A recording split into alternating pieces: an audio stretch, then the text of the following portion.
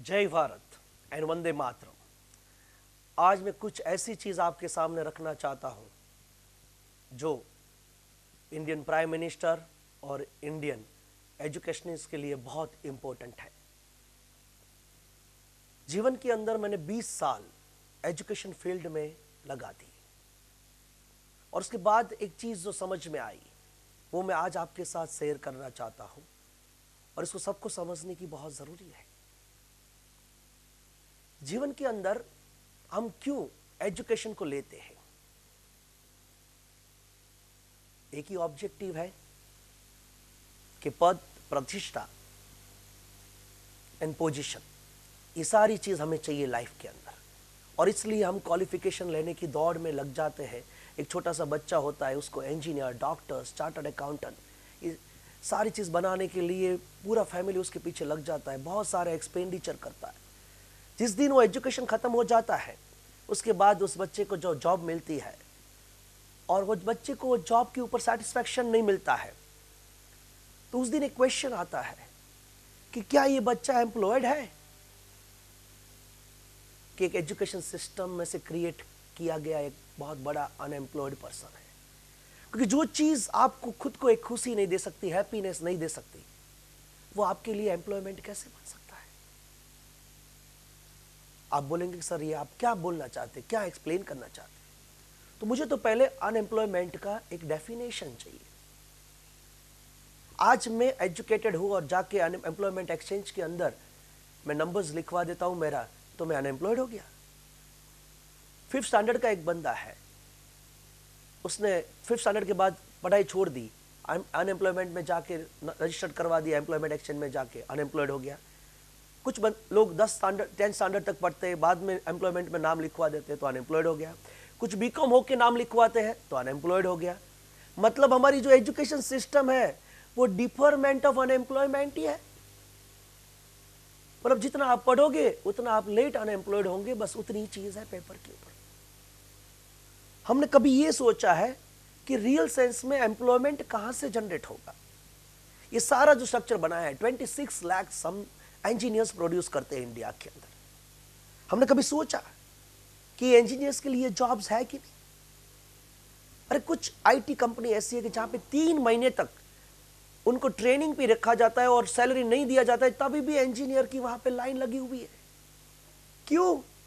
जिसने 16 साल तक एजुकेशन लिया है वो बंदे को फ्री में काम करना पड़ेगा एम्प्लॉयमेंट लेने के लिए। शायद कहीं ना कहीं एजुकेशन सिस्टम में बहुत बड़ा प्रॉब्लम्स है। हमने कभी ये नहीं देखा कि ये बंदे का स्किल क्या है, क्या उसकी इंटेलिजेंस है। हमने हमारी एजुकेशन सिस्टम में डाल दिया, हमारी एग्जामिनेशन सिस्टम में डाल दिया और उसको इतना कॉपी पेस्ट में डाल दिया कि अपनी खुद की जो इंटेलिजेंस थी वो बंदा भूल गया। क्या रियल सेंस में एजुकेशन है? मैं आपको यही बताता हूं, जो एम्प्लॉयमेंट देता है वही एजुकेशन है और अल्टीमेटली आपका एजुकेशन का एंड तो वही है कि आपको हैप्पीनेस मिले। बोले सर बात तो आपकी सही है, मगर क्या सॉल्यूशन है एग्जैक्टली? मैं सॉल्यूशन देख रहा हूं, वो डायरेक्ट सेलिंग का कॉन्सेप्ट है। मतलब हर इंडियन को डायरेक्ट सेलिंग में इन्वॉल्व होना पड़ेगा। आज आप यूएसए की बात करें तो 30 करोड़ लोगों में से 3 करोड़ लोग डायरेक्ट सेलिंग में ऑलरेडी आ गए, क्योंकि जो ऑटोमेशन हो रहा है मैन्युफैक्चरिंग, सर्विस सेक्टर्स में, वो अनएम्प्लॉयमेंट आगे जाके जनरेट क्रिएट करेगा। अभी तो नई फीड आ रही है अनएम्प्लॉयमेंट की लाइन में, वहां पे ऑलरेडी एम्प्लॉयड लोग अनएम्प्लॉयड होने वाले हैं। उस सिचुएशन में कौन सी चीज हमको सब्स्टिट्यूट में मिलेगी? तो हमारे प्राइम मिनिस्टर जी बोलते हैं कि एंटरप्रेन्योरशिप सब में होनी चाहिए। ये एंटरप्रेन्योरशिप हमारे में लेकिंग है। हम क्यों जॉब सीकर बने? हम जॉब क्रिएटर होने चाहिए। हमें सेलिंग स्किल को सीखना पड़ेगा और एक ही सॉल्यूशन में जो देखता हूं फ्यूचर में वो है डायरेक्ट सेलिंग का कॉन्सेप्ट। हाँ, डायरेक्ट सेलिंग में बहुत सारे कंपनीज है, मगर इंडिया में अभी ये कॉन्सेप्ट बहुत नया है, मगर फ्यूचर यहीं पे है। क्यों? क्योंकि 10% यूएस के लोग तो ऑलरेडी डायरेक्ट सेलिंग में आ गए हैं, मगर इंडिया के अंदर ये परसेंटेज अभी 1% से भी कम है और यहां तो अनएम्प्लॉयमेंट का प्रॉब्लम ज्यादा होने वाला है। तो direct selling is only concept जिसके थ्रू अनएम्प्लॉयमेंट को हम रिजोल्व कर पाएंगे। और उसके लिए क्या करना पड़ेगा? अरे 10th स्टैंडर्ड के बाद हर स्टैंडर्ड के अंदर एक सब्जेक्ट डाल दीजिए, वो सेलिंग का सब्जेक्ट होना चाहिए।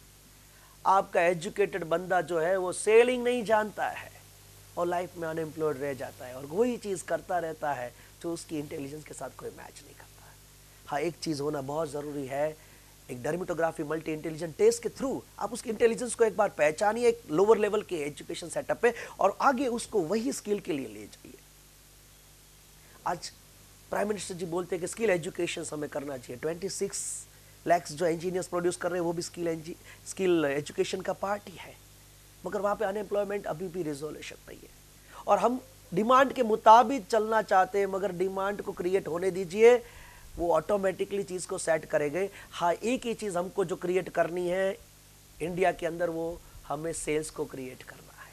जितने लोगों को हम सेल्स में डाल सकते हैं, डायरेक्ट सेलिंग में डाल दिया, हर सेल्समैन वेरिएबल कॉस्ट पे काम करता होगा, कहीं पे भी मार्केटिंग की कॉस्ट नहीं लगती होगी, बस वही मार्जिन हर घर में पहुंचना चाहिए और जो भी प्रॉफिट्स है ना कंपनी के, सबके बीच में डिस्ट्रीब्यूट होना चाहिए। और यही कॉन्सेप्ट है जहां पे छोटे छोटे लोगों की जेब में ये पैसा जाएगा और टीडीएस काट के जाएगा, मतलब पूरा वाइट का अमाउंट होगा। ये स्ट्रक्चर होना चाहिए और मैं चाहता हूं कि एंड ऑफ द ईयर हम बोल सकते कि ये कंपनी के अंदर 10,000 लोग 15,000 लोग सेलिंग स्किल में जुड़े हैं, उनके अकाउंट्स में इतना अमाउंट जमा हुआ है। ये एम्प्लॉयमेंट है और वो ये लोग हैं जिसके पास अपना टाइम भी है, अपने पास पैसा भी है और एक पैसिव इनकम क्रिएट कर रहे हैं अपने नेक्स्ट 3 जनरेशन के लिए। आज एक्टिव इनकम तो हम सब लोग लेते हैं, जितना काम किया इतना पैसा मिला एंड ऑफ द डे, मगर जिस दिन हमारे पास टाइम नहीं होगा पैसा नहीं मिलेगा। है हमारे पास कोई जॉब सिक्योरिटी सेटअप, हमारे पास कोई पेंशन स्कीम है? नहीं है। मगर ये डायरेक्ट सेलिंग का कॉन्सेप्ट ऐसी चीज है कि जहां पे एक पैसिव इनकम क्रिएट होती है और वहां से फ्यूचर में जब आप काम नहीं करोगे तभी भी आपके बैंक अकाउंट्स बढ़ते जाएंगे और ये चीज को हमें फोकस करना बहुत जरूरी है। तो बस मेरी एक ही गुंजाइश है कि एजुकेशन सिस्टम के अंदर हमें सेलिंग स्किल को इनहेंस करना है, जितना भी हो सके हर बंदे के माइंड में एक सेलिंग स्किल होना चाहिए। मैं तो वही देखता हूं कि जो अच्छे अच्छे क्वालिफाइड लोग होते हैं, जिस दिन अपनी डिग्री को छोड़ देते हैं और सेलिंग्स में आ जाते हैं तो शायद वो मिरेकल्स क्रिएट करते हैं।